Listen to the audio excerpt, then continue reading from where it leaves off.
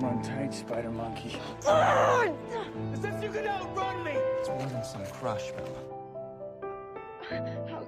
I don't even know what you're saying. How? Well, then I hope you enjoy disappointment. What was that? That. Oh, don't like that noise. I like that so many of our episodes open with Tyree just like imitating the intro. Yeah.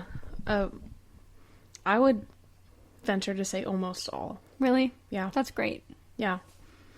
Can I play into the mic me doing the accent with Mello? What? I sent Maya a video earlier in the week, and I was talking in an accent with Mello. Do you think a video into the mic will work well if we can't even get our own voices into the mic to work well? Yes. No. It's pretty... Okay, welcome back to my Twilight Fantasy podcast. This is week 16, which means chapter 16 of Twilight. And, Hey, I just had a thought. yeah. In the last episode, I don't think we ever said that chapter 15 was called the Cullens. We did. Okay. I did, yeah. I was worried about that. This one is called Carlisle. Yeah. the Carlisle. Also, you might want to talk a little closer again. Okay, sorry. Sorry. Yeah, we're still trying to figure out our mics. 16 weeks in. Yeah. Ahaha. If you would like to help us speed up the process of figuring out our mics by maybe, I don't know, buying us new mics, please consider contributing to our Patreon. That's like our first goal. Yeah, Just to get new mics. it needs to happen. And the link to that is on our website, which you can find in the bio of our Instagram page, which is where we have the most traction. Yeah. So check that out. But welcome back. We're just getting right back into it. Yay. This episode in the past, I think we've been good about just getting right into it rather than just talking bullshit for 20 minutes. But Yeah. if you like the bullshit, let us know. Because we got the bullshit. Got plenty of it. So much. But anyway, we're getting into chapter 16 here, which, like Maya said, is called Carlisle. I wonder what it's about. I think it's about Jacob. You right. Yeah. Anyway, so I have the overview for it. I realized a few minutes ago when I was going over my notes, in my overview, wrote a lot about the backstory of Carlisle that's also in chapter 15. Mm-hmm. So I'm sorry that there will be, repetition, but I just feel like it's important to reiterate, especially since we're going to be talking about him more. But if I leave anything out in the overview, of course, we'll go more deeply into stuff, but let me know. So in this chapter, like we said, we learn a lot more about, I almost said Carlisle's past, and we get a peek kind of into Edward's home life. So Edward starts to tell Bella Carlisle's story.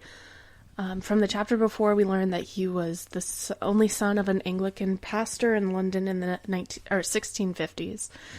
It was his father's mission to hunt down all the evils of the world, witches, werewolves, vampires, and he eventually took over for his father and actually found the real deal in the sewers of London. And he was attacked by a vampire. He was turned that way.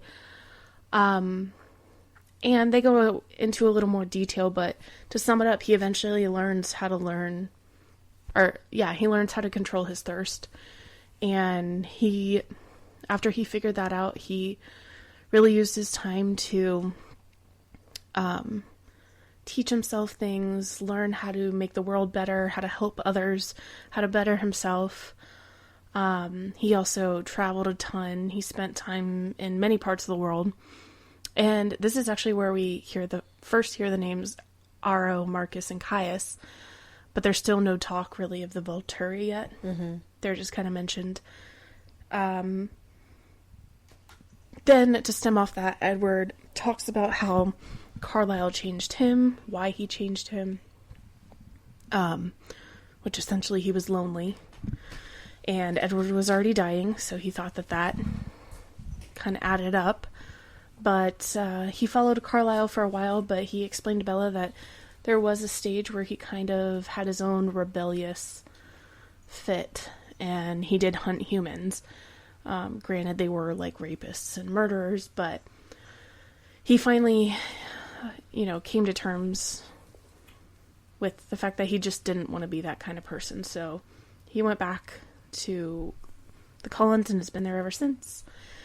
After all that story, we finally end up with Edward showing Bella his room, where they talk about his music and they flirt and do their own weird foreplay, and then they end it by talking about the upcoming baseball game. Right. That was a great overview. Thanks, guys.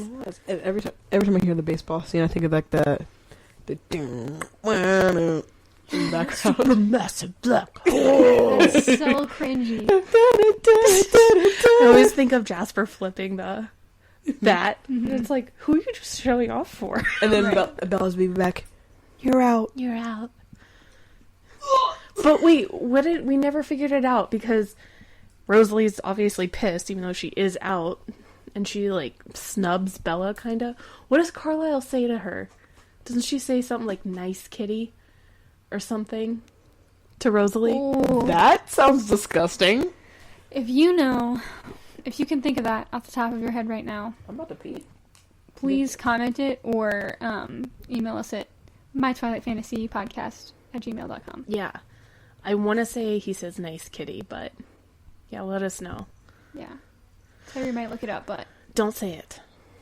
Oh, I'll show it to you guys Okay. secretly. So that's the overview.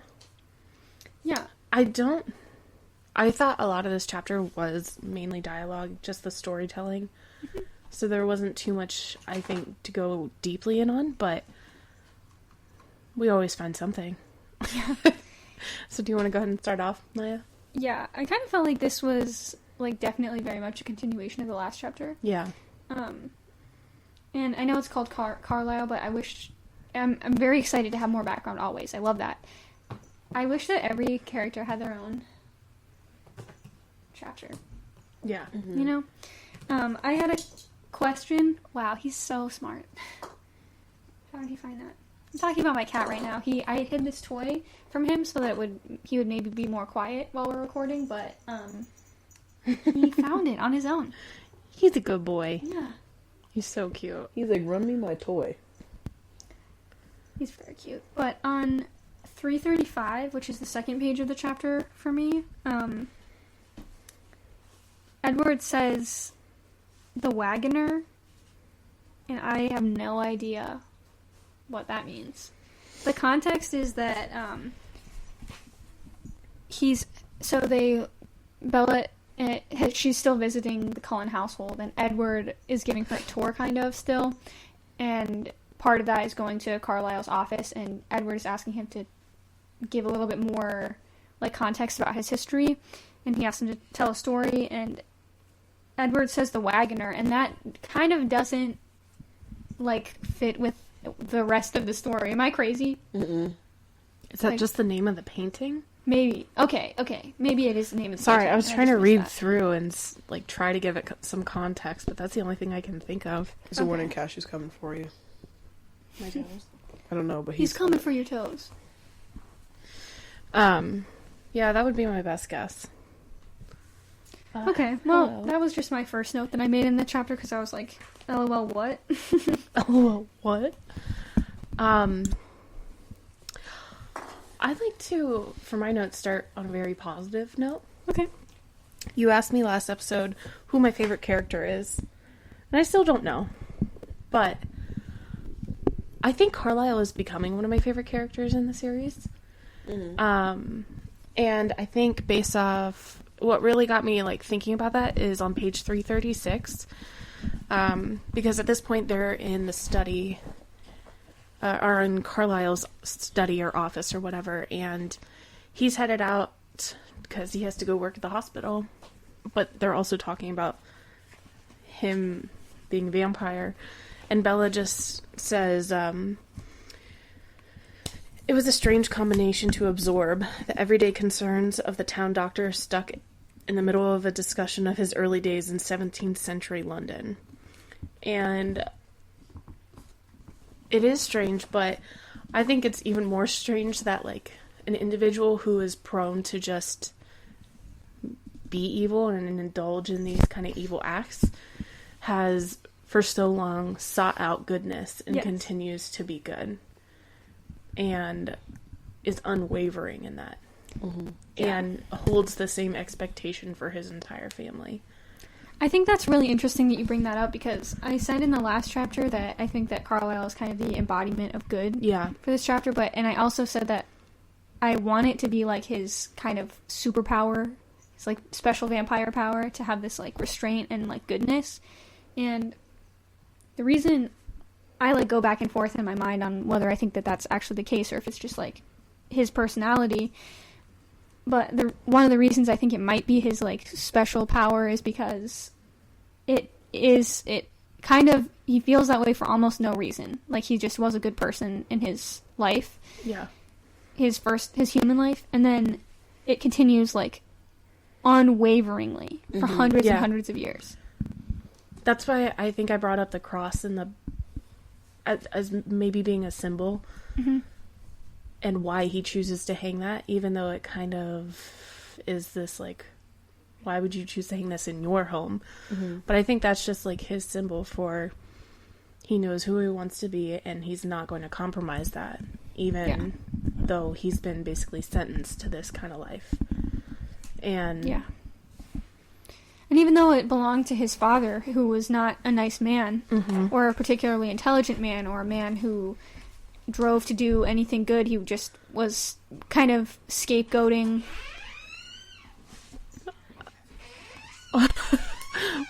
we're going to take a quick break. Yeah. Okay, we're back. You were saying, Maya? Carlisle's father was like not a great person. He was like scapegoating, like kind of using this idea of like vampires and witches and werewolves to like blame all the problems on, and probably not actively trying to solve the problem anyway, except for like falsely accusing people. So the cross is like not a great symbol of goodness. Maybe. I mean, it kind of is, but it's also like, maybe it reminds Carlisle of his father. Maybe it helps him drive to be a better person than his father. Yeah. I think that for what it's supposed to mean, maybe that's what drives the good, or you're right, it could be in spite of. I don't know. I'm not sure either, but I don't see Carlisle as being a spiteful person. at all, no. Maybe he does forgive his father. I think so. And I think, I know you're saying you want this to be his gift and everything, but like, it's hard to be as compassionate and understanding and kind as he is. So like, maybe it is his gift, you know? I don't know. There are like moments where that feels proven for me and moments where it feels disproven. Like, in this backstory, in this section of the reading, he talks about how he actually got turned. And that is obviously really painful. And he was able to survive that by taking himself like into this pile of like rotting potatoes and just like hiding out, basically. Yeah. And he did have to abandon his family too, which would have been really painful. But he had this, especially as a newborn, like intense thirst. But he was somehow able to overcome that, and eventually kind of was so starved that he did turn to animals. Yeah. You know? But something about that just feels really like that would be impossible for any other vampire, right? Yeah. So I don't think he's ever fed on a human. I don't think so. That's because I feel like the rest of them have. At least one time. Yeah. But, yeah, so I think, like I said earlier, I think he's in my top 3, I think, right now. Favorite Who are the other characters. 2? I don't know. Okay, fair. I don't think he's my favorite. Yeah. Cool. But I like what he stands for. Yikes. I was just gonna say, like, I feel like Carlisle's self-loathing, though, was sort of passed down to Edward. Or not, like, passed down, but, like, taught. Because we all know that Edward hates who he is, and he hates thinking that he's a monster and that he's damned for all eternity. He's like, even, like, if he dies and stuff like that. And that sort of had me thinking, has Carlisle, like, were they religious? Or were they, like, Or was he just, like, hearing stories from Carlisle? Because Carlisle was, like, super... Well, he was raised in, like, super Christian family, like, household or whatever. So did he ever relay that message on to his children? And is that why Edward feels such self-loathing? And I know it's not why Rosalie does, because she just doesn't want to be a vampire. She wanted to grow up and, like, have kids and do all that. I think it's more just what they are that drives the self-loathing. Okay. Because I don't think it needs to be taught that eating people is wrong. Yeah. And just sitting there in that splitness of the intense instinctual desire to kill someone versus cognitively knowing that it's not the right thing to do and that you do have the power to resist it. I think that's probably what drives that. But I do wonder if they're religious. Even the Cullens as a whole? It seems kind of ambiguous. That's why I think it'd be really interesting, like I've said before, to go in and do like a whole allegory type of episode. Because there's definitely hints to religion here. But, I mean, the way that I don't think they're religious, just the way that they refer to them being soulless. Or maybe that does make them religious, because they believe in the soul being present, and they lack one. Maybe that would make more sense. I don't know. I was like, because, like, I know a lot of people, like, don't believe in God, but they believe in, like, there is a hell and stuff like that. Because, and, like, Edward mentions that, like, being damned and going to hell, like, multiple times. Yeah. So, like, I don't know if they believe in God, but, like, he thinks God's abandoned them because they have no soul, or because they are this demon, or whether or not it's just, like, him just solely believing in, like, that his soul is damned. I wonder if he thinks his soul is damned just because he's a vampire, or if he thinks that because he has killed people before, even though they were bad people. Because I would never be able to live with myself after that, regardless of who the person was. Yeah, it's like, crap, I had something to bridge off of that, but I literally just went out of my head. I'm sorry. No, it's fine. Or is it because, like, they have attained this... So, like, they sort of have, like, I'm not going to say godlike powers, but, like, they have these, like, abilities that are godlike, which is why they are... I think I've said this before, it's sort of like they're, like, cheating the system. So I think they do feel that way. Or at least Edward does. Yeah. As if you could outrun me! Yeah.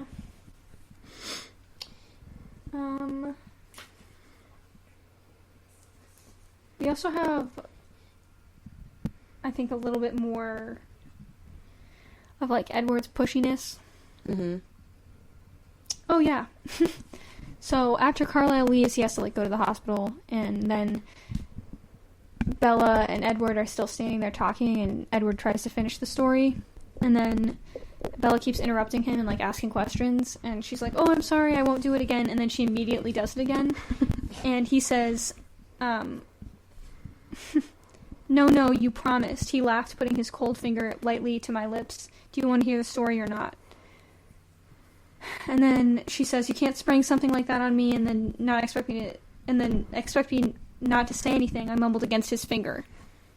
That's so weird. And then he lifted his hand, moving it to rest against my neck. I know that it's, like, supposed to be joking, but if someone did that to me, I would be like, stop. Don't do that to me. And, like, I would feel really weird about the situation, and it wouldn't be something I might laugh about it to, like, diffuse the awkwardness, but I would be, like, upset if someone put their finger to my lips. I'd be like, your finger smells like butt. See if they move it. I mean, I don't know. I read that differently. Okay. As, like... Yeah, I would accept, like, I don't think, like, he would reading. ever honestly be like, shut the fuck up. Yeah. You know? Like, even though he needs to. He's like, but... did I stutter? Stop talking. Like, because it said he laughed, like, I've done that to my friends before, like, you need to stop. Because they're spouting some bullshit, Yikes. You know? Like, I had a friend once, you know those girls who are with the wrong guys and they know they're with the wrong guys, but they just continue to complain and be like, stop. You gonna do something about it? Stop talking Then about it. stop talking about it. But, I mean, that's a little more serious, but, like, I think that was maybe a flirty action, maybe. I could don't see know. that. Because Because when you're always trying to find an excuse to touch your crush or something. Yeah. Okay, yeah. Maybe that was it. Yep. For those of you who have a crush. But I don't know. That's how I read it. I'll have to show you guys a scene once this is over. Every time we talk about stuff, I always like think of like other things that it relates to, either in like books I've read, memes I've seen, or movies I've seen. I'll have to show you something after. Because when you said like the finger on the face and like it being flirtatious, I thought of a very specific scene, but we'll get there when we get there. Okay. On the very next page on 339, I kind of had like another question or like moment I didn't quite understand. Edward is saying, I know that at some point something I tell you or something you see is going to be too much, and then you'll run away from me screaming as you go. He smiled, half a smile, but his eyes were serious. I won't stop you. I want this to happen because I want you to be safe. And yet I want to be with you. These two desires are impossible to reconcile. And at first I was kind of like confused about what his two desires were, because like I know he literally just said, I want you to be safe, yet I want to be with you, but he also like sees himself as this protecting force in her life. So it's like how those things are one thing. Mm-hmm. But he's also said how like he could even hurt her on accident by just losing control. Like, Yeah. he could grab her too wrong or like too roughly on accident and kill her and stuff like that. So I think he sees himself like maybe he's gotten to the point in his mind where he's like, I know I'm not gonna like hurt her purposely. Like I'm not gonna go after her, but just me being who I am, my like how strong I am and how everything, he could still hurt her. Yeah, I guess And I see that. Bringing her into his world puts her in danger immediately. You know? Yeah. I wonder how quickly the question of, like, turning her is going to come up for that reason. I wonder if that happens in this book yet. I feel like it will after the whole James Mm-hmm. I'm super excited to fiasco. get into the meat of that. Yeah. Because there's been, like, 340 pages of build-up Yeah. to that. I can't believe we're this far in, dude. I'm looking at page 339 right now. Yeah. Oh wait, I forgot. It literally comes up in like the last scene. Okay. When they're at the dance. Okay. Yeah. I'm lit for that. I feel like I'm monopolizing this discussion right now. No, you're fine. I literally have like I barely have any notes on on this chapter. It was just like a lot of things. It was just like I didn't know how to comment on them because I'm like, yeah, I know. Like I feel like him like when because you would like mention the scene where he's like told her to be quiet, but this is when he was talking about how he didn't have to breathe, and I was just like, well, yeah. But like if I feel like if I would have like read that without knowing that he could like go without breathing, I would have been like had more to say about it. But this scene is more like a yeah, no dip, sort of, you know? Yeah. On page 343, to go along with, like, the whole Carlisle theme and religion, there's actually another Bible reference. And I had to look it up, because I didn't know what they were saying. But, after Edward tells Bella about how he went off on his own, and he did hunt some humans, he says, and I went back to Carlisle and Esme, and they welcomed me back like the prodigal. And I didn't know what that was at first, but, like, I know this is biblical, so I looked it up, and it just described, there's a whole story to it, obviously, but it's just, like, a wayward son who squanders his inheritance and everything his father worked for, but he returns home, and his father completely forgives him. So he's relaying their situation back to that. So he has to have some understanding of all that, you know? Yeah, it does. I mean, it definitely seems like he has an understanding of it. And I mean, if I were around on the earth for hundreds of years and super bored, Yeah. I would probably read everything there is Yeah, that I can get my hands on. absolutely. So I understand, but I wonder, I'm more so interested in, like, his personal beliefs. Yeah, Mm-hmm. definitely. And casual references like that seem to suggest that, I don't know, maybe this is based on nothing, but I feel like he probably does believe it. Did we know what Bella is? Like, does she believe? Is she atheist or does she like believe in a god? Bella or is nothing. Yeah. So she is a void. Yeah. Yeah. She's a void. I wish, yeah. I mean, I wish with as many allegories that are in here, like, it went more deeply into that on Bella's side of things. But if she believes Edward has a soul, and I don't know, a soul doesn't even necessarily have to be religious, does it? No. So no, I don't really know what she believes. She hasn't brought up anything biblical. I don't think it's usually all Edward or like the Edward or Carlisle. That makes me think maybe she isn't religious because she doesn't know anything about it because her parents have been like, So hands off. yeah. Yeah. So she like never learned about that stuff, Right. which sucks.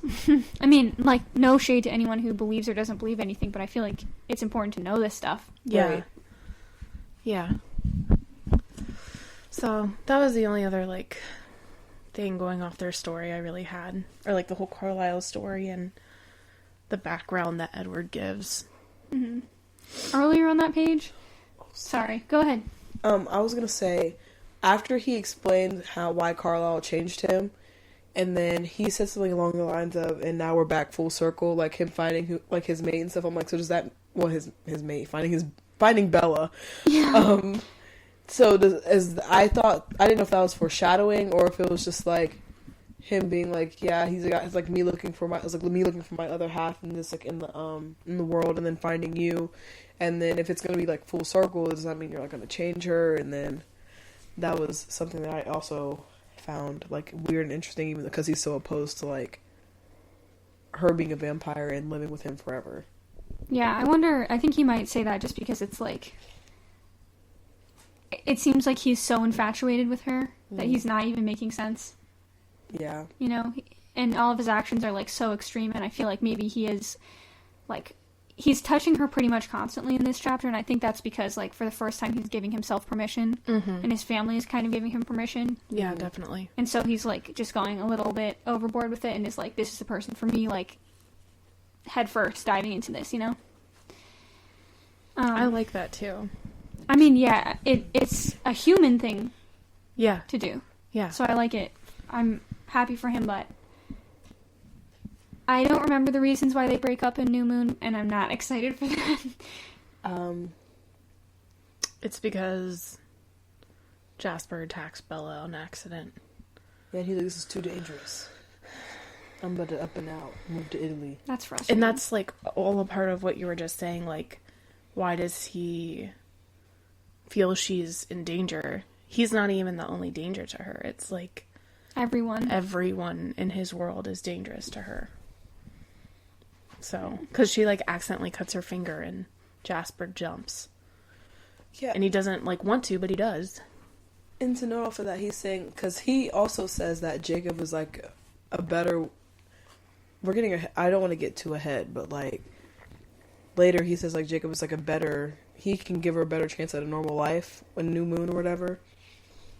But remember what happened to Emily, Sam's, guy, like he like yeeted her face up. Yeah. And he's just like, yeah, you could be safer with them. Yeah. What she needs is a nice boy like Mike. Ugh. I can't do it with either of them. She just needs to figure herself out first, really, but, you know. If you have a fanfic where Bella marries Mike, send it to us. Don't send it to us. Even better, if he is a dog in that fanfic. Yeah. Send that one. If it's just a platonic relationship, no dogs hurt in the making of this No, fanfic. absolutely not, but But she can live out the rest of her life with Mike the dog. I'm chill with that. honestly, that's what this this Bella deserves. Yeah. Just the to live dog. alone with Mike the dog. Wait, And For the rest of her life. go to fucking therapy. Yeah. and play happier in the background. And then Mike dies. Oh. So Marley and Me? No, you know the song, But- Lately I've Been, that song. Oh. Another thing a little bit more on page 343.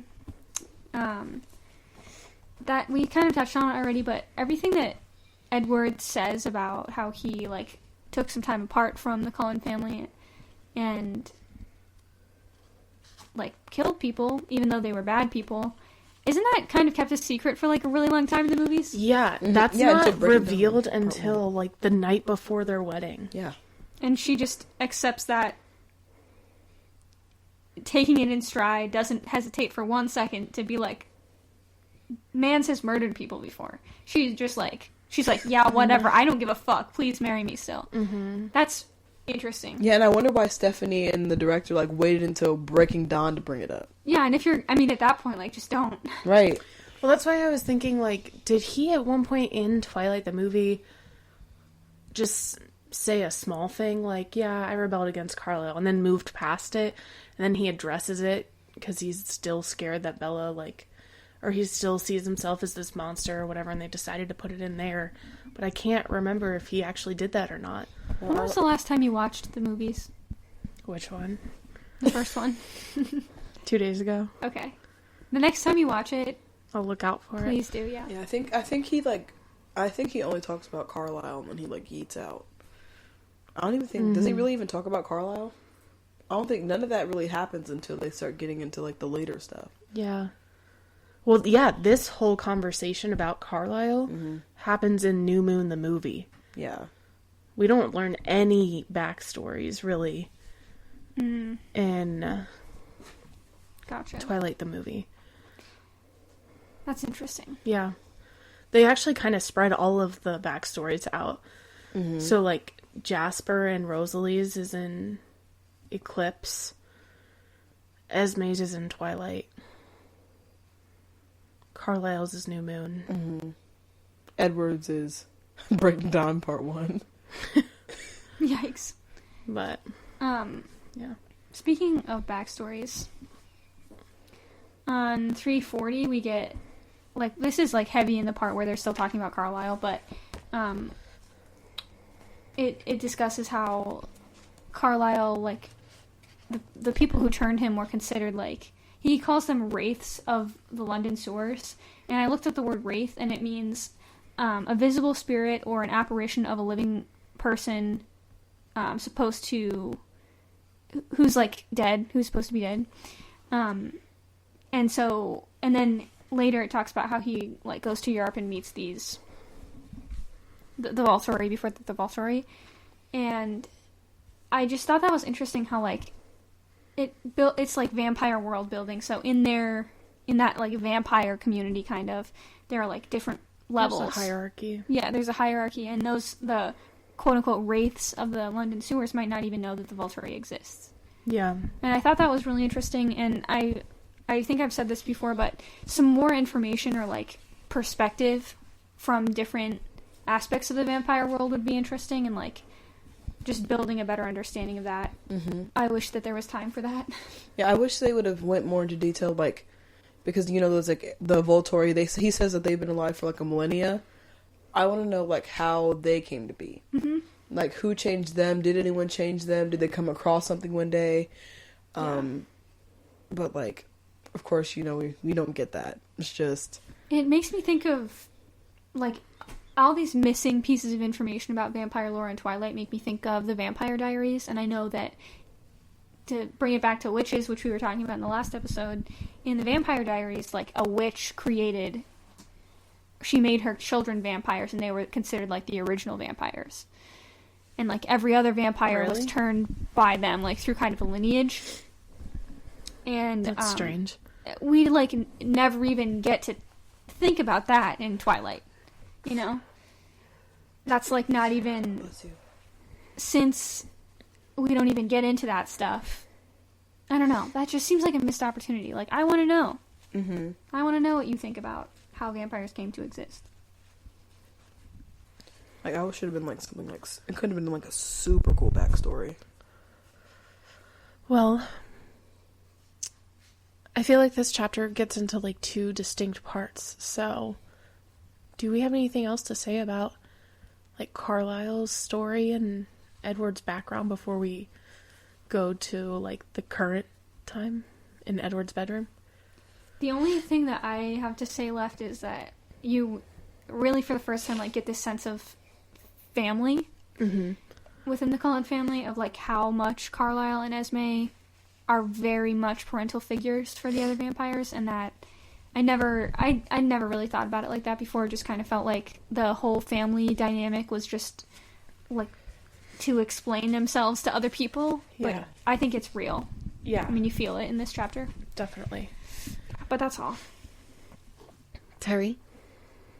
No, I don't have anything else. Okay. Yeah, so like I said, the second part of this chapter is where, after he kind of Edward wraps up the story with Bella, he shows her his room. And I said this in the last chapter, but I want to go over the description of this room. I don't know if Stephenie Meyer has, like, a real sense of, or can picture rooms, or maybe she does, and I just can't picture what she's trying to explain. But, so the house is supposed to be this white, 100-year-old, 3-story, just rectangle house. But on the inside, it's open and airy and glass and all this stuff. But Edward's room is supposed to be a large black leather sofa, thick golden carpet. What the fuck? And the walls have a dark gold fabric draping on them. What is dark gold? I was like, what's a golden carpet? I'm like, maybe it's, I mean, my thinking might be backwards just because I can picture his bedroom in the movies now. But even, I feel like even if I didn't have that picture in my mind, I'd be like, the fuck is this?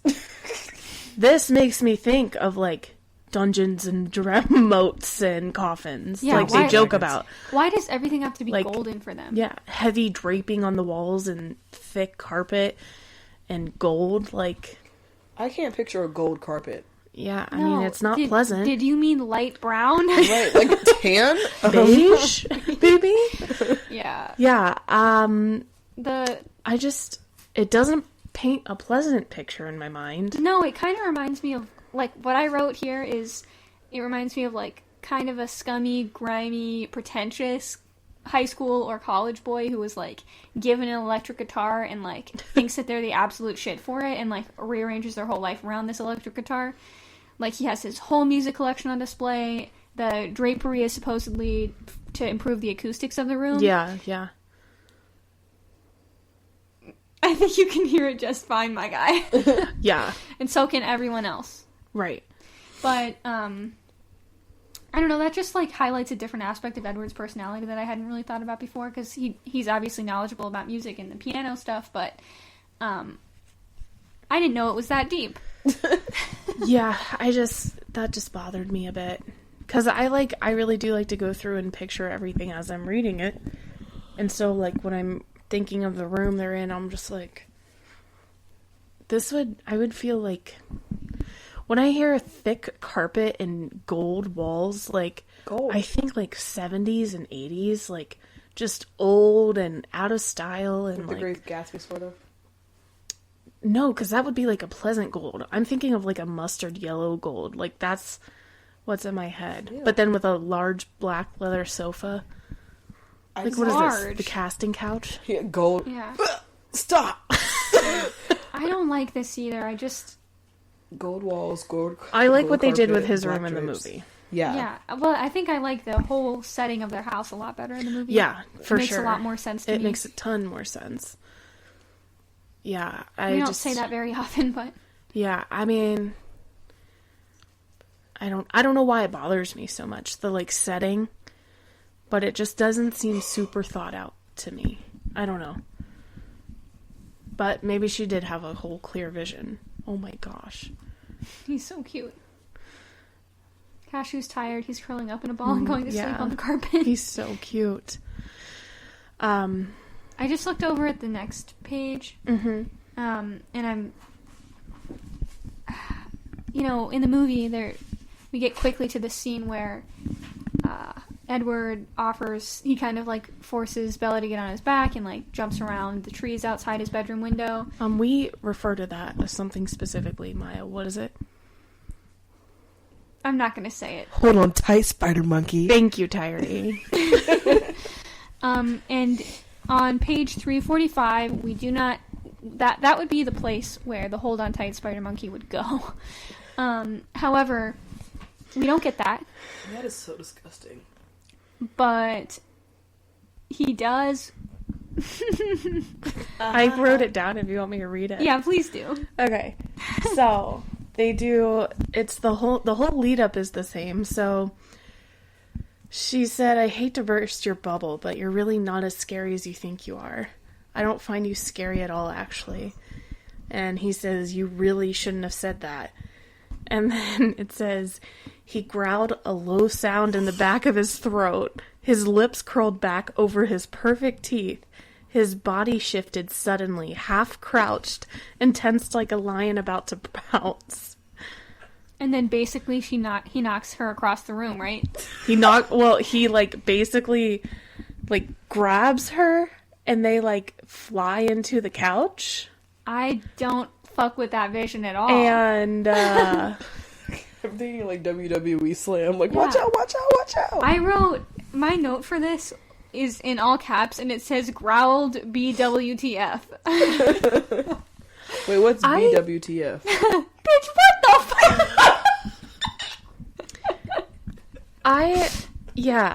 If this whole thing wasn't so cringy, it would almost be like, I don't want to say, I don't know what to say, because it is so cringy, but he's trying to be playful and flirty and And trying to make a defense. Growling? There is not none. Growling. Yeah. If you growl at me, that's the end of the... Nope, gotta go. Because the end of the chapter, the way I read it is he's in such a light and happy mood, and he's with the girl that he likes, and he's brought her into his world, and he even says in this interaction, I thought I'd feel relieved bringing you here, but I didn't know that I would be happy. Mm-hmm. And he's happy now. And so, he's playing around with her. He's letting himself, be a little more free around her. Yeah, he never would have joked about something like this. Never. Before. No. And, so I like that he's being a little more out there, but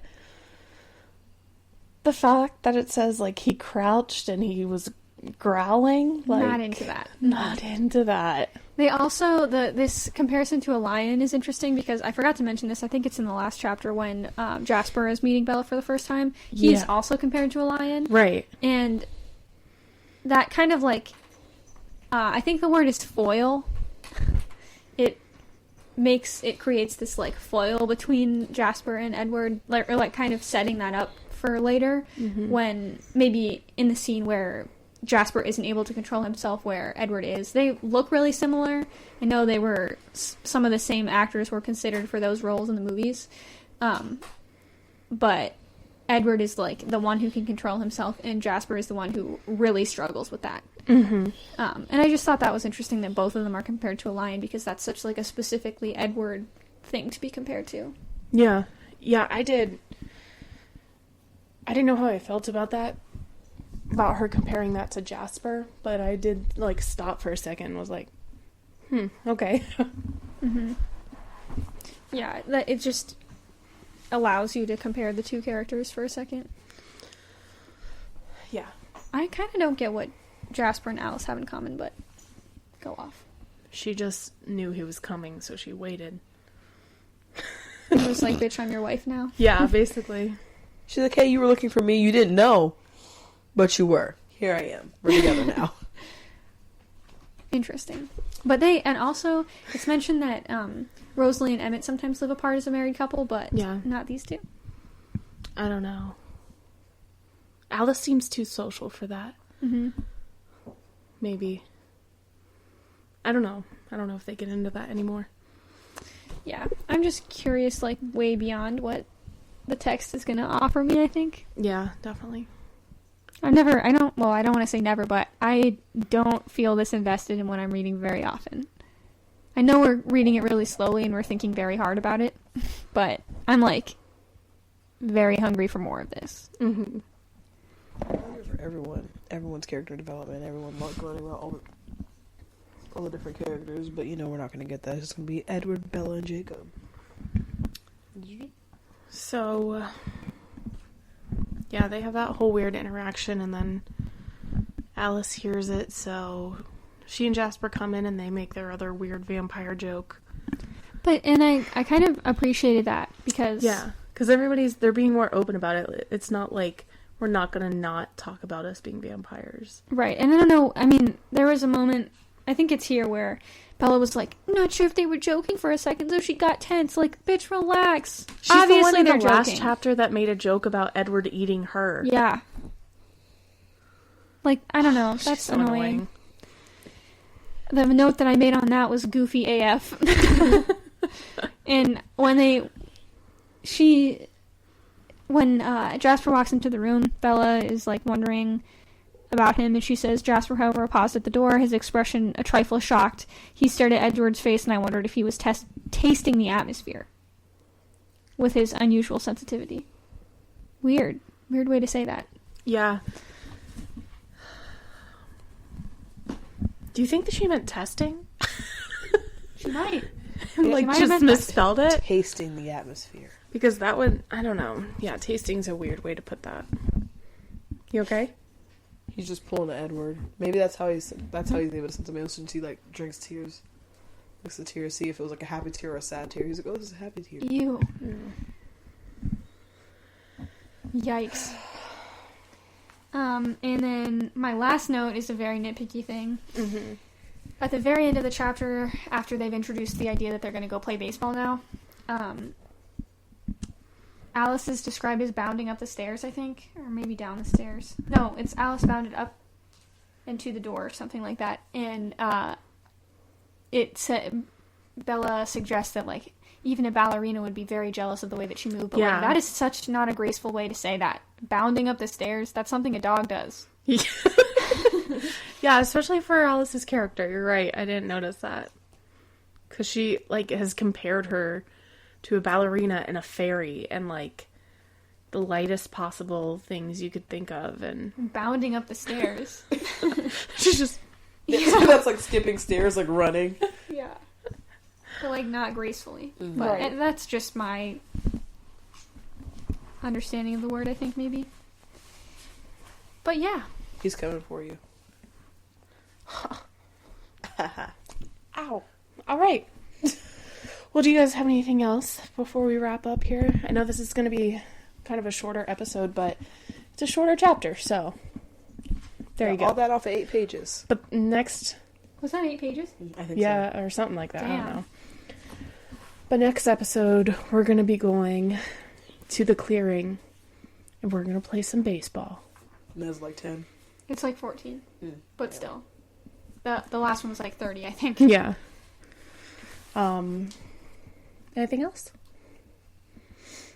No. Alrighty. Well, I think that this chapter could really easily be combined with the previous chapter. It's just like, if it was all in one chapter, maybe it would be a little bit too long, but it just seems like kind of an arbitrary place to break it up. yeah, I think just because of the length, that's what she ended up doing. Mm-hmm. Yeah, she should have put like at the because she starts talking about Carlisle at the end of the Cohen chapter. She should have just like broke Saved it all off that. there. Yeah, definitely. Okay, well, thanks again for listening, guys. Check us out on all of our shit. Oh my. We're most active on Instagram at My Twilight Fantasy. In our bio there, you can find the link to our website, which has all of our information, links to where you can listen to our episodes. We're on YouTube, Spotify, Apple iTunes. If you listen to us on Apple iTunes, leave us a review and a rating. It would really help us out, and we'll give you a shout out on the podcast. It also, our website has links to buy our merchandise, links to Patreon if you want to help us out. I think earlier we said we're trying to buy new mics, so that would help us towards our goal. But for any of your other thoughts, or you just want to get in touch with us, email us at mytwilightfantasypodcast@gmail.com. We'd love to hear from you. And with that, Peace. Love. in Twilight. Goodbye. Bye. Bye.